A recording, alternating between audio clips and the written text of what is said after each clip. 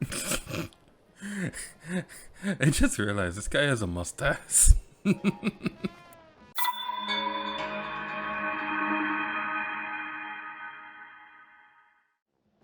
Hello everybody, what's here to you, and welcome back to Let's Play The Legend of Zelda Breath of the Wild. In today's video, we'll be going over this direction because Bluto told us so. So we were informed that somebody who can help us get near the next divine beast was somewhere over there, but they have been missing for a little while. So let's go with— Ah, no! Why would you do such a thing? Oh, it's a Hylian, that's unexpected. What are you doing, little guy? There's only an abandoned mine past this point, that and lots of monsters. In other words, it's dangerous. Challenge accepted. So we'll continue on over this path, and we could continue onwards and go help that one person who we've been told can help us get to the next divine beast, but there's a shrine, so I'm sure that person can wait for a little while.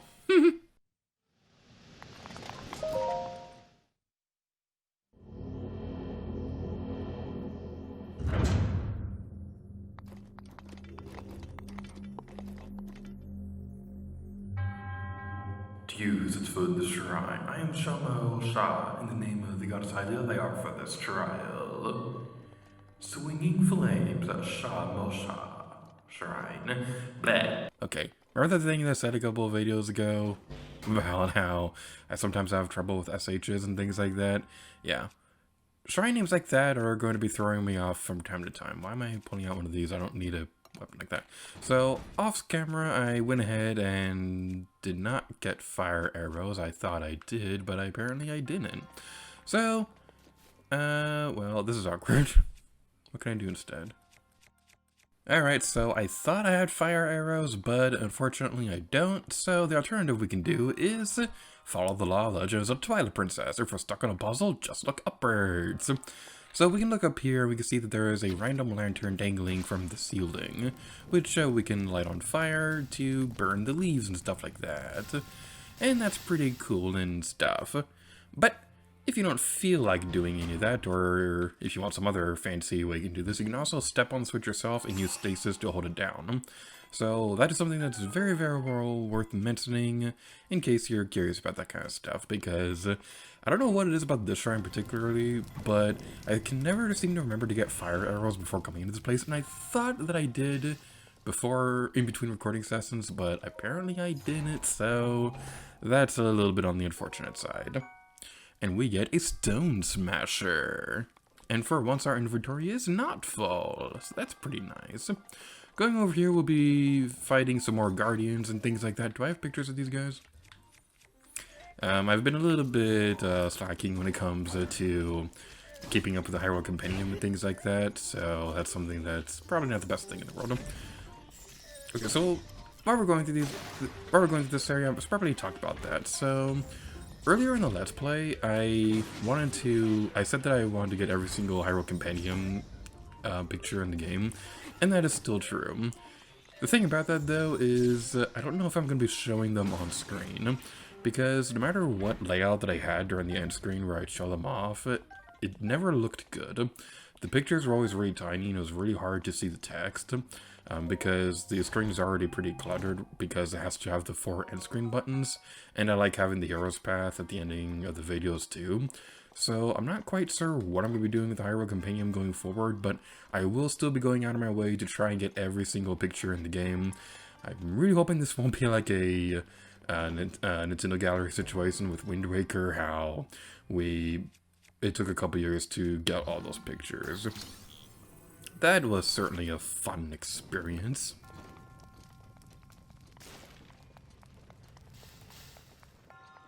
So with that taken care of, now we need to loop on over here, and we can step on this switch again. And that will activate the thingy, and that's pretty exciting. So we can have never mind. Okay, so past Lady Garrett was a dummy head. I wrote in my notes that using stasis on that wheel would make it so that we'd be able to keep the door open. that was not true, so that's probably one of those things where I read it somewhere but never fact-checked it myself, so that was a problem on my part. So, past lady year to you, you're fired. I wonder what that would be like to fire your past self, because, like, does that mean you're currently fired, or are you fired in, like, an alternate timeline version, and your own job is unaffected? This is the kind of weird stuff that I think about every day. Ice arrow times 10. Alright. So now that we've taken care of all that, we can go over here and open the door. There's probably some fancy trick you can use to get over the walls over here, or things like that, because it seems to be the case with every single one of these shrines, but I'm not smart enough to do that. So, this one right here, this is honestly one of my favorite puzzles in the shrine. So we'll go over this way, and what we can do, we can go like that, and stasis, and boom. Oh, that's so much fun, except with the, where did it go? Where did the thing go? Oh, well, I should probably demonstrate this anyway. Okay, I don't know why that didn't work before, but, yeah, that's basically the trick that you want to use. You want to use magnesis to make the platform swing back and forth. If you have a Korok leaf, you can also use that to create a gust of wind to make it sway back and forth too. So that's something that's pretty cool.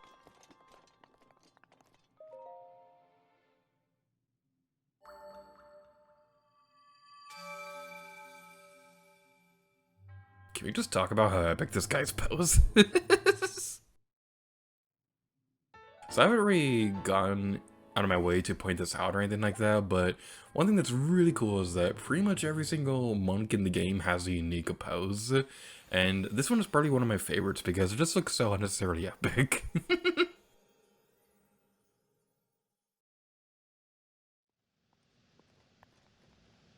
Oh, this is so pretty. This is such a pretty game.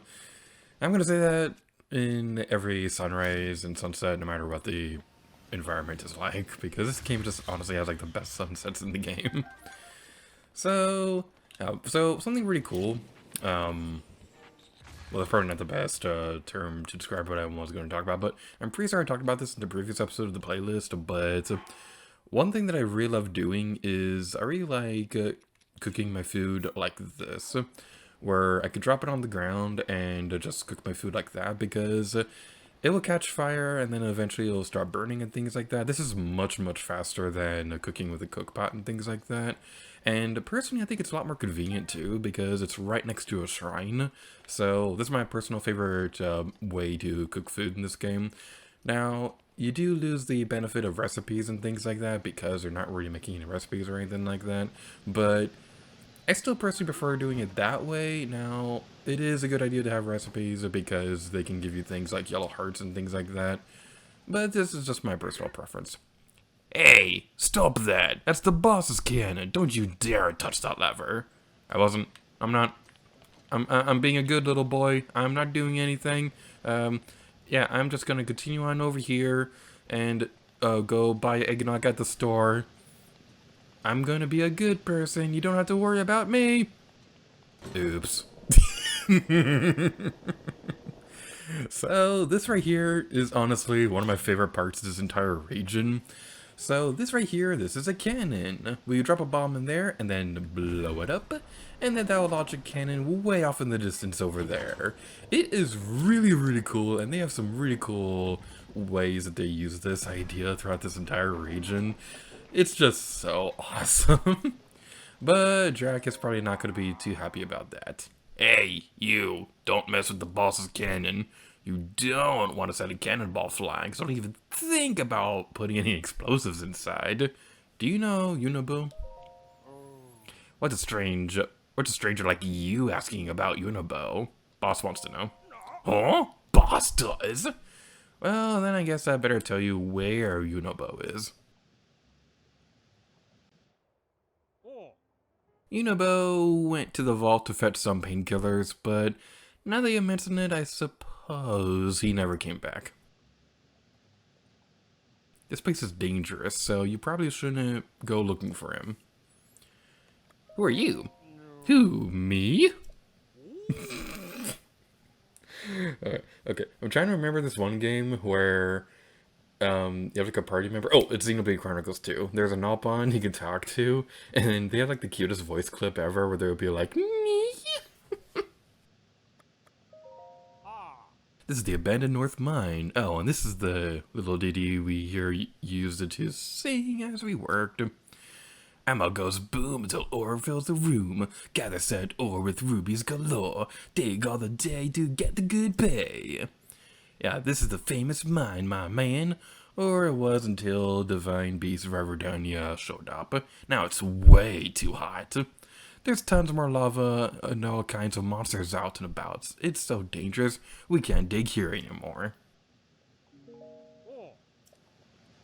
That right there is kind of a pet peeve of mine that I have about video game dialogue, is that sometimes when characters start randomly singing and things like that, it's hard to tell when they stop and things like that.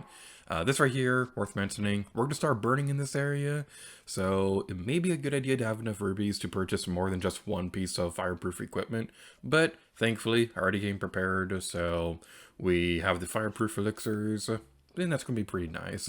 If you need a recipe for this, then here it is on screen. You can track this material across the Elden region if you need it to, and there's also that one lady near the one stable. I have the name of it on screen. That name of that stable, a lady there will give you fireproof elixirs and things like that. And there's also some nice people across Goron City who will also do that. That was rude. Okay, now might be a good idea to do something I probably should have done a couple videos ago. So I intentionally deactivated Mipha's Grace because I didn't want this to show up on the screen in case people were watching these videos out of the order of the playlist. So I didn't want to spoil that, but we're in a story episode that we couldn't really do anything about until after we already got that, because of the way that I'm getting the order that I'm getting the Divine Beasts during this Let's Play. So I don't think it's that big of a spoiler to show Mipha's Grace right now. I don't think we've ever actually demonstrated it yet, so we might have at some point, but Mipha's Grace is pretty awesome. Hopefully I don't have to demonstrate it on screen, because, well, I was probably just explain what it does. So, it basically acts like another heart. So, when you die, Mipha will revive you and things like that. So, how about I show you rather than tell you? I'll intentionally get hit in a moment after we get rid of this area. I love that area so much, it's so cool. Okay, I'm gonna get intentionally hit right here so we can demonstrate the awesomeness of Mipha's Grace. You guys suck. It is my pleasure. I love Mipha so much. Okay, I did not really get a lot of chances to really explain this, but I love Mipha. She's easily one of my favorite characters in this entire game. Now, I will admit, on my first playthrough, I didn't really like her voice that much because it kind of felt like she sounded a bit too graceful. But the more I thought about it, the more that it made sense. She is the princess of the Zora people, so it would make sense that she'd have a bit of more of a regal tone to her voice and things like that. And I've gotten used to it, so I think Mipha's voice actress did an amazing job with the role. There isn't really any bad actors in this game. Now, I know people will criticize some of the voice acting, but honestly, I don't think there's a single bad voice actor in this entire game. I think everybody did an amazing job. Alright, so it's gonna bother me if we don't destroy these guys, so let's go destroy you. Oh, you're fireproof. Oh well. Ooh, that did not look like a comfortable way to die. Well, I suppose death in general just wouldn't be comfortable. Well, actually, well, I probably shouldn't talk about that. Alright, let's go over here. And time for the pièce de résistance. Explosions! Oh, that makes me so happy. I love that so much. And we can go over this way. And our sweet, sweet reward is a knight's bow. But our inventory is full, so you know what? Treasure chest, how dare you? How dare you try to give us something we can't carry, so go away. Alright then, so don't worry about that treasure chest. Next Blood Moon will respawn right there, so I didn't totally waste it. And besides, we don't really need another bow right now. We already have some pretty good stuff right now. Although I will say that I'm pretty sure that I had a duplex bow at some point during this Let's Play, and I may have accidentally thrown it out like a dummy, and I'm kind of kicking myself because I was so certain that I had one, but apparently I don't anymore, so I may have thrown it out, and I kind of needed one for a side quest that I wanted to record before coming into this region of the game. Alright, so the next area that I want to go to, we want to go over this way and follow the path up towards this rock formation. By the way, I gotta say, I love how you can, like, faintly see the sky as the sun starts rising, and this area is so pretty! I'm gonna take a picture even though I'm recording this, I'm gonna upload it onto YouTube and things like that.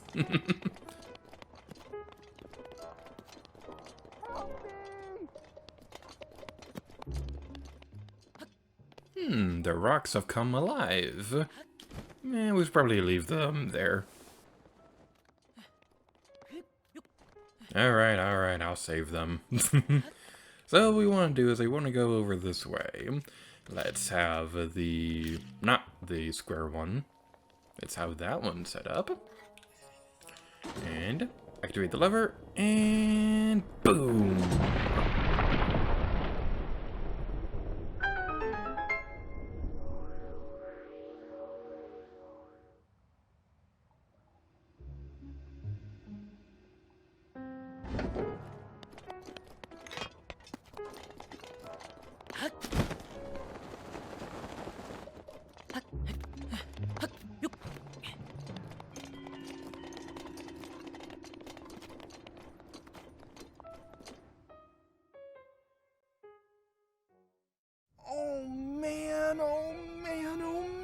What am I gonna do? Monsters! They're here! They found me! Help! Huh?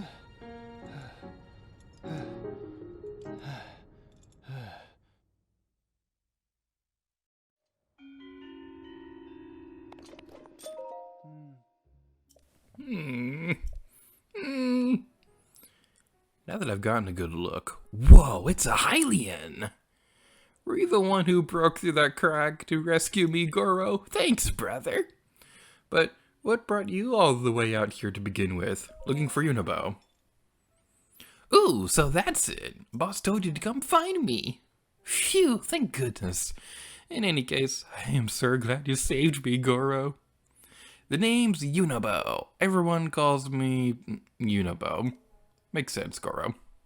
I came to get some painkillers for Boss, but a magma bomb caused a rock slide, sealing the insurance, Goro. By the way, how did you break those rocks at the insurance? With a cannon. Huh? You used Boss's cannon?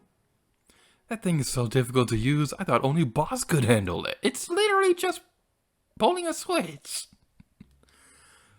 Oops, I nearly forgot. This isn't the time to chat. I need to deliver these painkillers as soon as possible. Sorry, I've got to run, but do come by and see the boss later, okay? He may be gruff, but he always repays a favor. I'm sure there's a reward in it for you. Okay then, goodbye for now, Goro.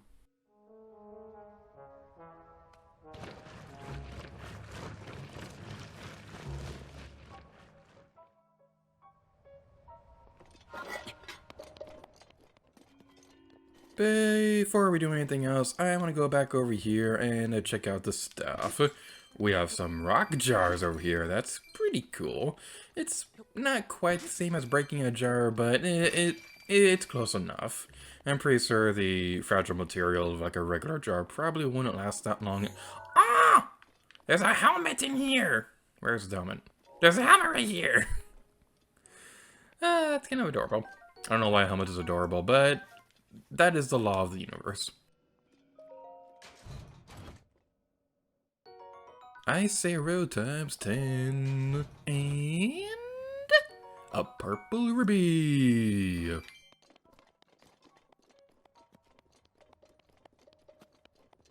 So as we go across this area, I would like to talk about the speaking habits that some of the Gorons have shown throughout this area. You may have noticed that the Gorons usually end a sentence with the word Goro. So this was something that was pretty common throughout the Zelda series since the beginning in Japan. So Gorons usually always said Goro at the end of sentences and things like that in games like Ocarina of Time and Majora's Mask, but for whatever reason, when the games were localized, they removed this speaking habits from the characters and things like that. So unfortunately, this kind of ruined a lot of translation jokes throughout the years. The biggest example I could think of is the fact that in Majora's Mask, there's a character who shares the same name as you. So for example, if you named a Link in Majora's Mask Link, then he would end every sentence with Goro. So whenever he would try to check into an inn, then Andrew would think that his name was Link Goro, and she wouldn't catch on to the fact that he had reserved a room and things like that, so you could actually steal that inn room from him. It's mean, but it was pretty funny.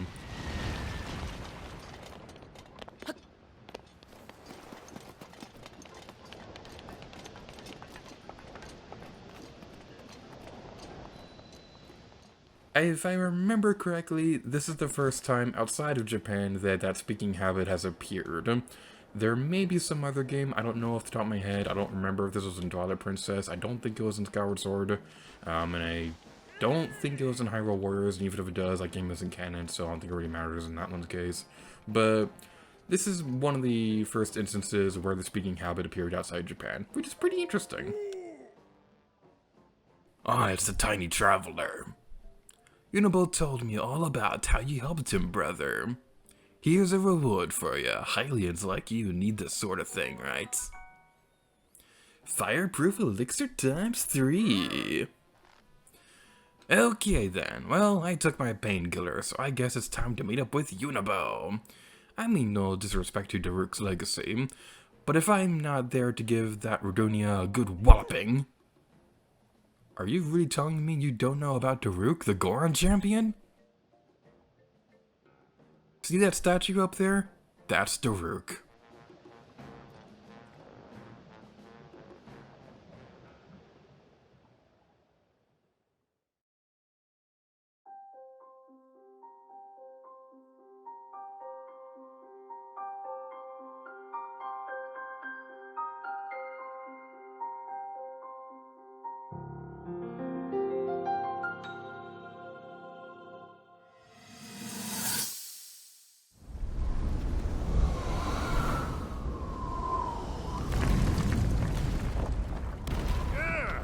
I think I'm finally getting the hang of controlling this divine beast.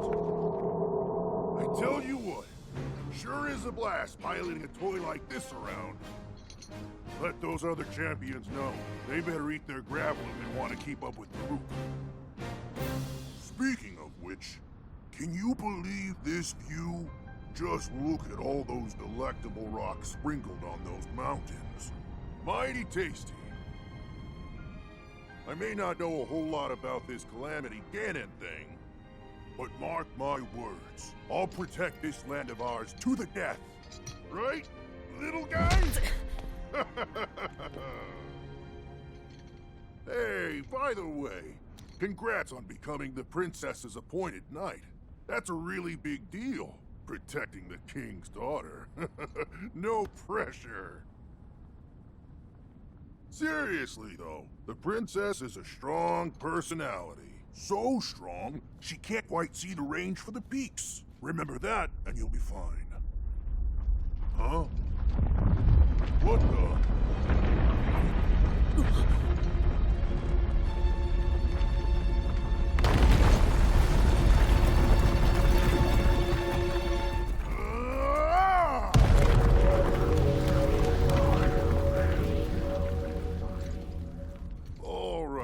So what was I saying? That was a little strange. As far as I know, Death Mountain has been quiet for decades.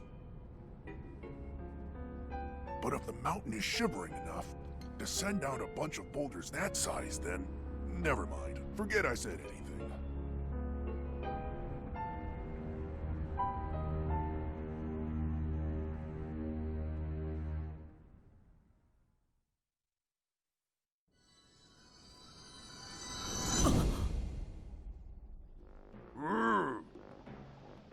What's gotten into you? Highly and so strange. Anyway, Unibo is actually a descendant of the great Daruk. That's why that slacker can even use Daruk's protection. He uses it to protect himself when we fire him at Rudania. That's the only way we can chase that blasted beast away. We have no choice because normal cannonballs are no good against him. Alright, that's enough out of me. Time to go drive off Rudania. Are you okay? Oh yeah, just peachy, dumb traveler. Of course I'm not okay. I'm afraid I won't be going anywhere today. I hate to put you on the spot, but can you please go tell Unibo that I'm going to have to cancel for today? He should be at Elden Bridge. Alright, so as we go across this area, I would just like to say that remember when I said that I didn't realize that the rock formations look like Gorons and things like that? Yeah, I meant that. I still didn't recognize that they were supposed to be Gorons even with that cutscene. Now, Daruk himself, I'd like to talk about him for a little bit. Not necessarily the character himself, but some things that I think about. I'm going the wrong way, aren't I? There's a much better. Actually, wait. We haven't seen you in a while. Oh, you're the guy who found the Great Fairy Fountain. Funny running into you here. Are you a traveler too? I'm traveling all over the world, so I'm happy to tell you about new places if you want. If you have a picture to show me, let's see it already. Nope. I see. Well, if you ever need my help, the offer stands. After all, you helped me out a great deal.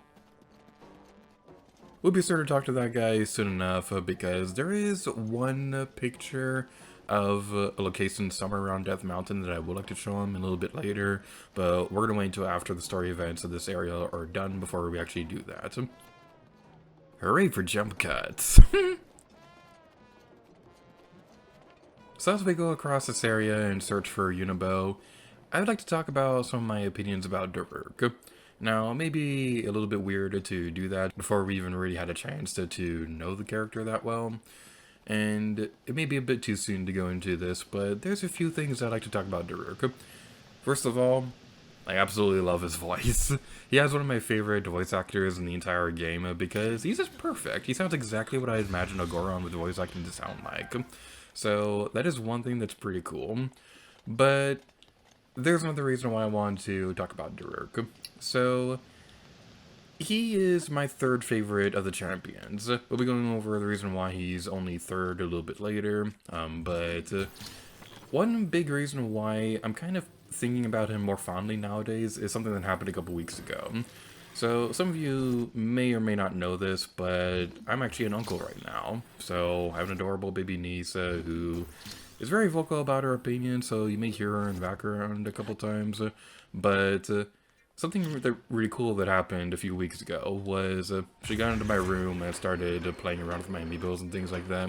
She's too young to really play with them like a regular kid and things like that. She more so just looks at them and things like that. I think she tried to eat one at one point, but the really cute thing was there were two specific amiibos that she just would not let go. She would look at the other ones, but there were two specific ones from Breath of the Wild that she would play with the most. One of them was Daruk, and that one seemed to have been her favorite. I won't say what the other one is quite yet because it's a spoiler for a character we haven't seen yet, but this is something that I'm going to forever look on fondly whenever I think about Daruk, and especially whenever I look at the amiibo and things like that. So that's one fond memory that I'm always going to cherish forever. It's going to be really interesting in a couple years when she's old enough to start playing this game herself, which champion is going to be her favorite. Personally, I'm kind of getting the feeling that maybe Mipha will be her favorite. That's just a prediction. I don't know why, but I'm thinking it's either going to be Mifa or Daruk, but we won't know for a couple years or something like that. I mean, I was 5 when I started playing Link's Awakening, so who knows, it might not be that long before she starts playing this game too. So, Yunabo is up there, along those cliffs over there, and we're going to be going over here towards the shrine, but we're going to continue all this in the next video of the playlist. So, thank you all so much for watching this episode of The Legend of Zelda Breath of the Wild. This will continue the end screen style that we had in the previous episode because we're still in the middle of story events, so we're going to have the traditional next episode button in the playlist thing, so yay, that's exciting. So thank you all so much for watching this episode of The Legend of Zelda Breath of the Wild, and next time, lead gear to you.